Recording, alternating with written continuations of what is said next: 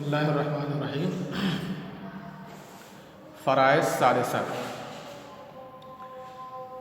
मैंने आप लोगों को बनातुल इब्न के 6 अहवाल में से 4 अहवाल लिखा करके समझा भी दिया था, है ना। और 5 और 6 बाकी रह गया है। पाँचवीं हालत ये है। पाँचवीं हालत पहले इसको समझ लो, फिर इसको लिखा देता हूँ।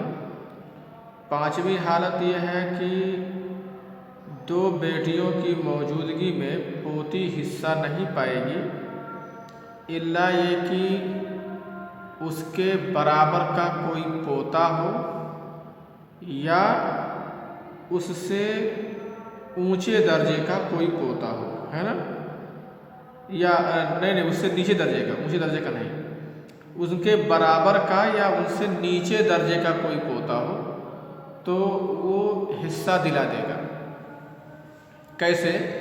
जैसे मान लीजिए बराबर का पोता का मतलब तो बात समझ में आ गई। जैसे मान लीजिए ये है कि कोई आदमी है, उसकी 2 बेटियां हैं और सुन रहे हो बात सुन रहे हो। कोई आदमी है, उसकी 2 बेटियां हैं और उसके बाद उसकी एक पोती है और एक पोता है।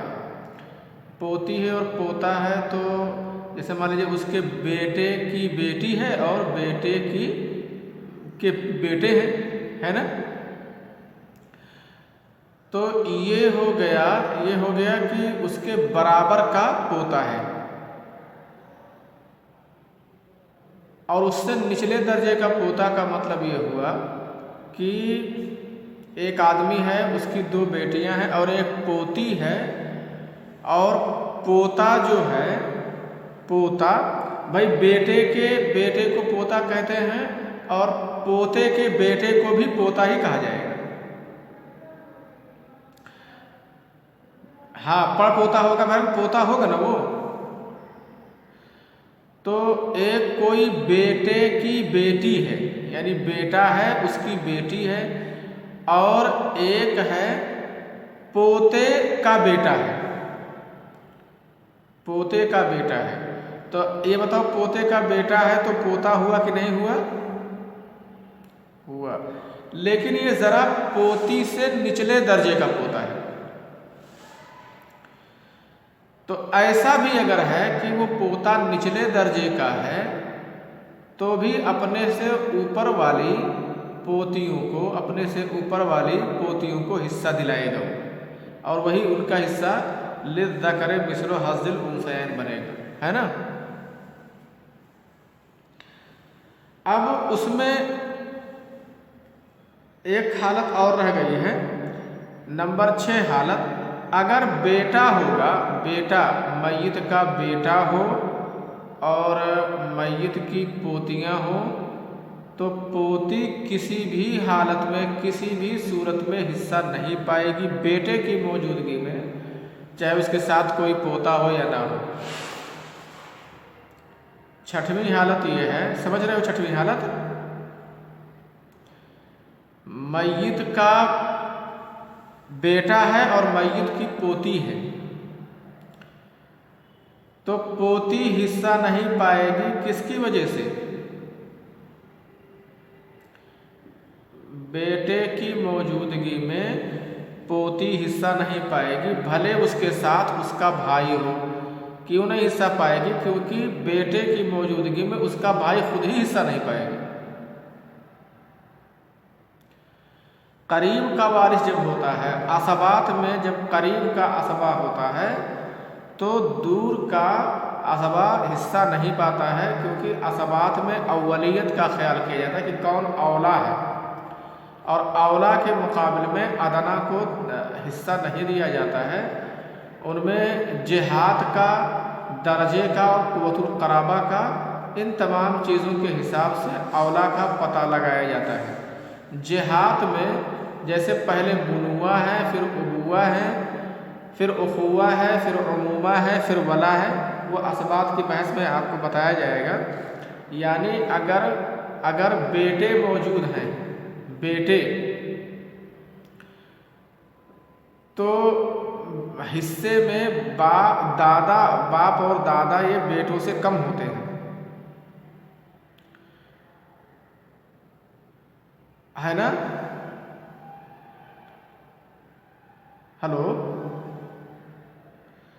हाँ, ये जिहाद इस बात की नोट कर लो कि कौन ऊपर है कौन नीचे। बुनुआ लिखो, बुनुआ के बाद उबुआ,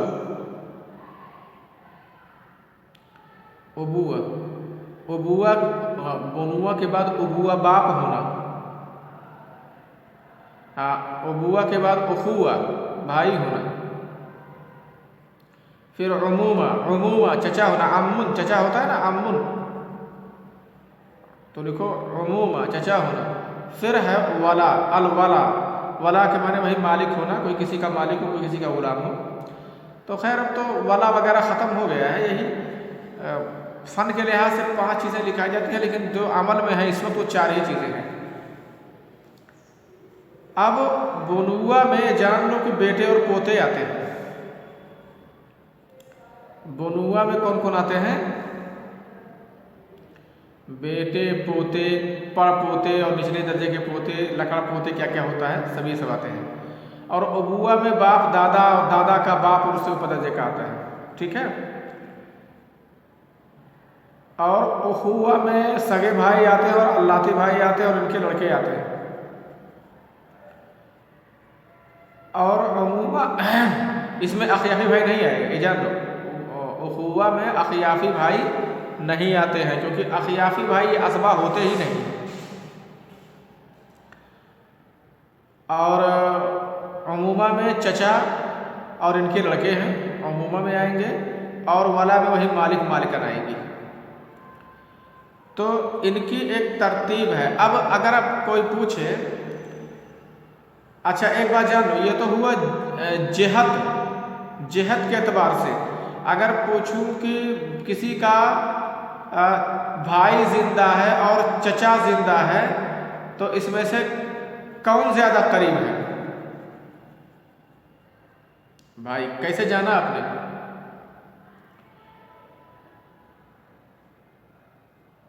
क्यों? क्योंकि तरतीब में उखुआ पहले है, उमूमा बाद में है।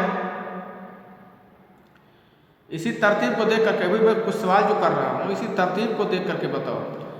अगर किसी का बेटा जिंदा है और बाप जिंदा है, तो कौन ज्यादा करीबी है? किसको हिस्सा मिलेगा ज्यादा? बेटा। क्यों? हाँ, क्योंकि जिहाद में ये ऊपर है। कभी कभी ऐसा होता है कि जिहत में बराबर होते हैं, तो उनको दर्जा के एतबार से उनको क्लियर किया जाता है। जैसे मान लो किसी का बेटा जिंदा है, किसी का पोता जिंदा है, तो अभी बेटे और पोते में कौन ज्यादा करीब है? तो अभी आप चेक करोगे जिहत में, तो दोनों एक ही जिहत के बनेंगे। बुनुआ के तहत बेटा पोता दोनों आते हैं। तो जिहत से ये फर्क नहीं हो पाते। जिहत से तो बेटा पोता एक ही जिहत के हैं, इनमें कोई फर्क नहीं है। अलबत्ता इनको अब दर्जा देखा जाएगा। जब जिहत में एक हो जाए तो उनको दर्जा के हिसाब से मिलान किया जाता है। दर्जे में बेटा जो होता है, बेटा ये दर्जे में बड़ा होता है, और पोता जो होता है वो एक सीढ़ी नीचे हो जाता है, क्योंकि पोता का माने बेटे का बेटा, और बेटे के माने अपना बेटा, और पोता का माने बेटे का बेटा। तो एक स्टेप नीचे हुआ कि नहीं? दर्जा एक दर्जा नीचे हुआ कि नहीं? नीचे हुआ। हाँ, तो यही सब हिसाब देख करके औला का ख्याल किया जाता है कि कौन औला है, और ये बाकायदा इसको असबात की बहस में आपको पढ़ाया जाएगा। तो लिखो नंबर 5। ये 5 और 6 बात समझ में आ गई, मैंने समझा दिया, उसको लिखा देता हूँ खाली बस। लिखो वला यरिसना मअस्सुलबियतैन,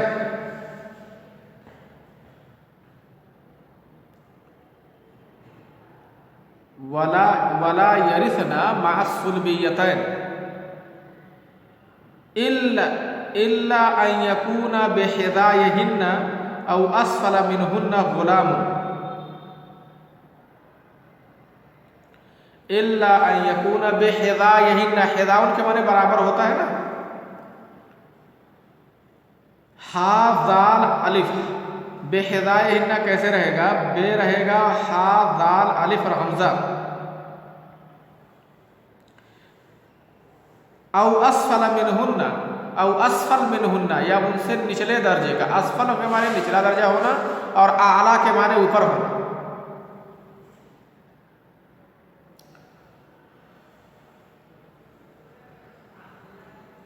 औ अस्फल मिनहुन्ना गुलामुन, गुलाम के माने लड़का। गुलामुन, गुलामुन, गुलामुन। फयासिबुहुन्ना, फयासिबुहुन्ना, जिसकी असबा, यासिबु के माने असबा बनाना।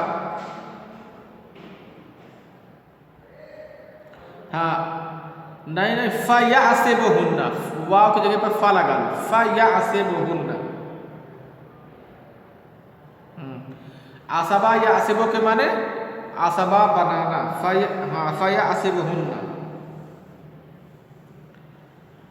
वल बा, आगे देखो, वल बाकी बैनहुम लिज़्ज़करि मिस्लु हज़्ज़िल उन्सयैन। वल बाकी बैनहुम,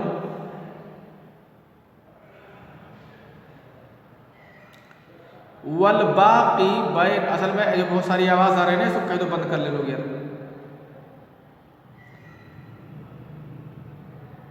वल बाकी बैनहुम,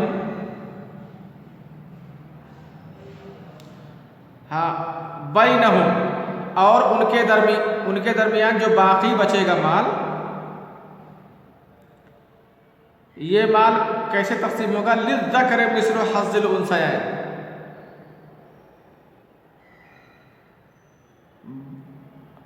बैनहुम, देखो गुलाम जो है ना, यहाँ गुलाम और बनात ये दोनों को मिला के कहा गया है, तो बैनहुन्ना भी हो सकता है और बैनहुम भी हो सकता है, लेकिन यहाँ मुज़क्कर को तग़लीबन कहा गया है, यानी उन पोते और पोतियों के दरमियान। तो कहने के लिए अब जाहिर है, चाहे मुज़क्कर की ज़मीर लगाएं चाहे मुअन्नस की, एक ही लगाएंगे। वल बाकी बैनहुम लिज़्ज़करि मिस्लु हज़्ज़िल उन्सयैन।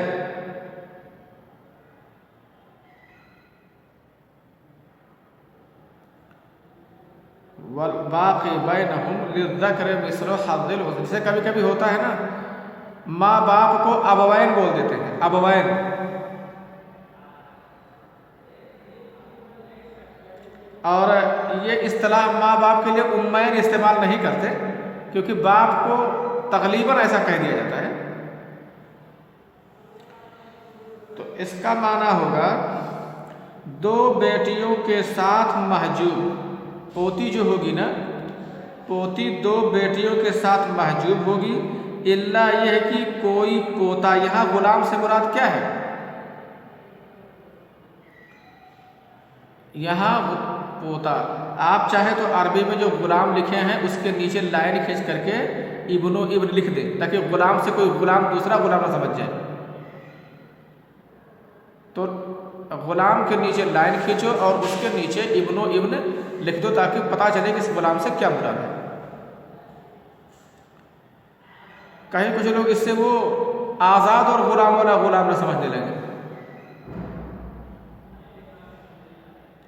हाँ, तो यहाँ गुलाम के माने लड़का ही है, ठीक है। हाँ, हाशिए में डाल दो या उसके नीचे लाइन खींच करके इब्नो इब्न लिख दो या कुछ भी। बहरहाल आप समझ जाओ, जो लोग लिख रहे हैं वो बाद में समझ जाए कि इससे क्या मुराद है, ताकि धोखा ना हो, ठीक है। तो इसका माना यह हो गया कि दो नंबर 4 हालत में आपने लिखा होगा कि दो बेटियों के साथ महजूब।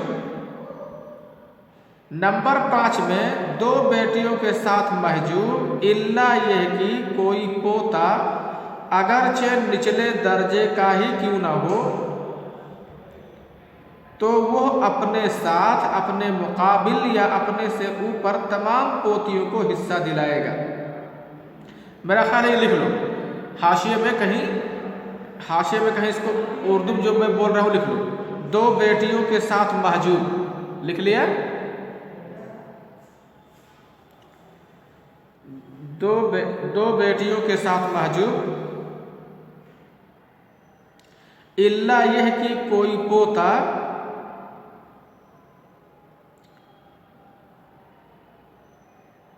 अगरचे निचले दर्जे का ही क्यों न हो,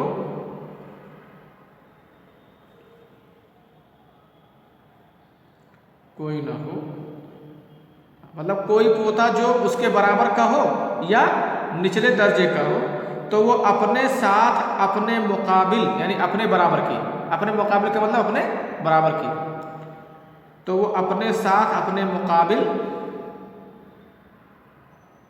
या अपने से ऊपर तमाम पोतियों को हिस्सा दिलाएगा, पोतियों को हिस्सा दिलाएगा। और उनका हिस्सा लिज़्ज़करि मिस्लु हज़्ज़िल उन्सयैन होगा।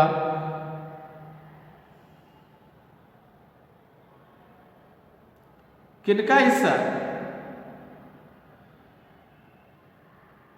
हाँ, ये नहीं कि मैं कह रहा हूं कि उन पोतियों का आपस में हिस्सा लिज़्ज़करि मिस्लु हज़्ज़िल उन्सयैन होगा, ऐसा तो होगा ही नहीं। पोते और पोतियां मिला करके, इसी वजह से मैंने बैनहुम लिखाया है ना बीच में, वल बाकी बैनहुम।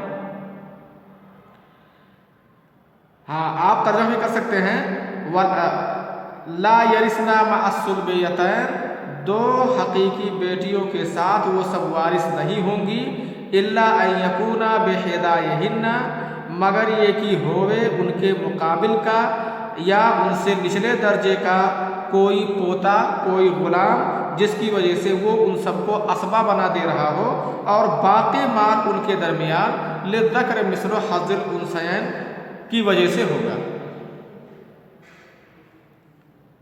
ठीक है ना। नंबर 5 समझने में कोई किसी तरह की परेशानी नहीं। नंबर 6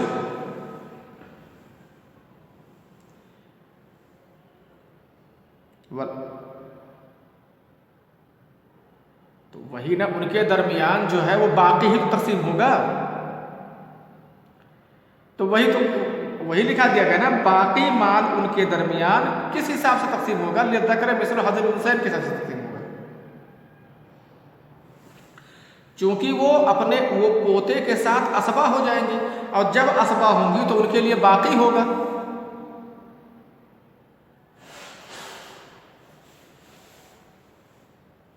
नंबर 6 लिखो, वयस्कुतना बिल इब्न। नंबर 6 लिखो, वयस्कुतना बिल इब्न। इब्न बेटे की वजह से सबके सब साकित हो जाएंगी, सभी पोतियां। अगर बेटा मसले में मौजूद है तो जितनी भी पोतियां हो या एक या जितनी भी पोतियां रहेंगी, बेटे की वजह से सब के सब महजूब हो जाएंगी, साकित हो जाएंगी, हिस्सा नहीं पाएंगी।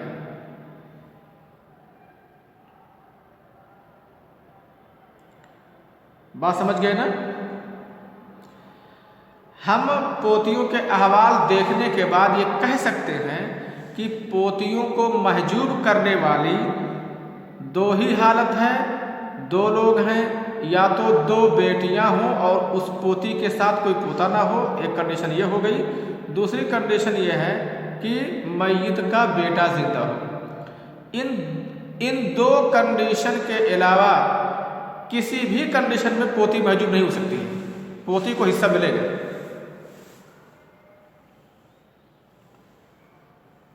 बात समझ में आ गई। तो आप लोगों को पोती के 6 अहवाल लिखा दिए गए हैं, इसको याद कर लीजिएगा। याद करके इसे मश्क कीजिएगा, लगाइए, समझिए। और फिर कोई अच्छा एक मसला मैं बोलता हूँ, चलो लगाओ सब लोग। एक मसला बोलता हूँ अभी, तुम लोग फौरन लगाओ सब लोग।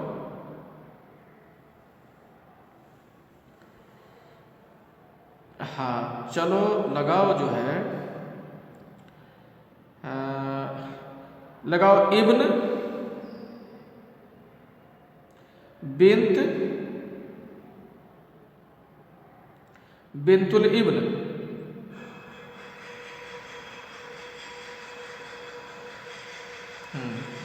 इसमें किसको कितना कितना मिलेगा?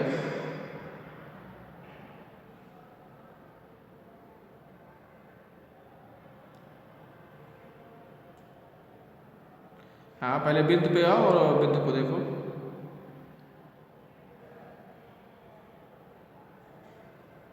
हाँ।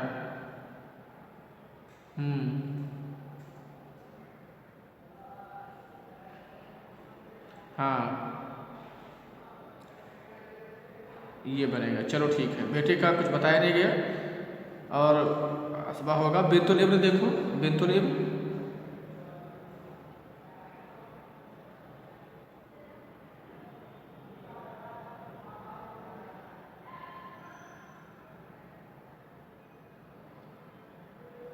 ये वाला बैठेगा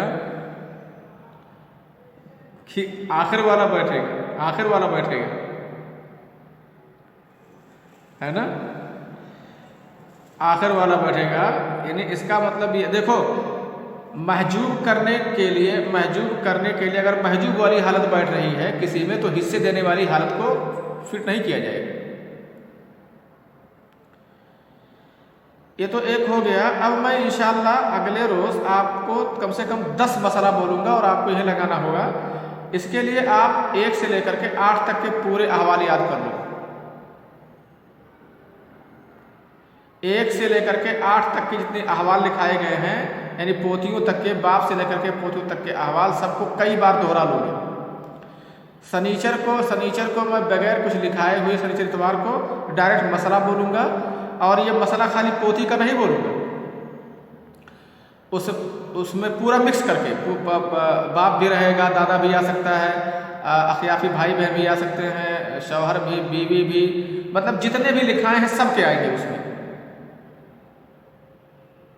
तो पहले इनको याद कर लीजिएगा आप लोग ठीक से, इंशाअल्लाह। ठीक है, अच्छा। अस्सलाम वालेकुम वरहमतुल्लाहि वबरकातुहू।